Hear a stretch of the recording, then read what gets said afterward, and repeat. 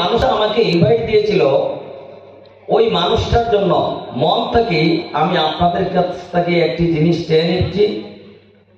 যখন নাম বলবো, STC leader mister Abul Hossain sir, মন থেকে ওই মানুষটার লাগে একটা দিকে দিতে।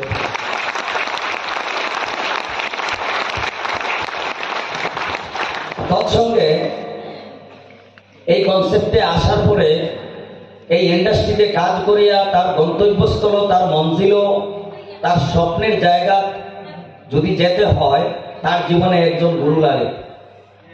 সেই গুরু পার্সনকে আমি নির্ধারণ করতে গিয়ে অনেকদিন বহুত পেরেশান ছিলাম।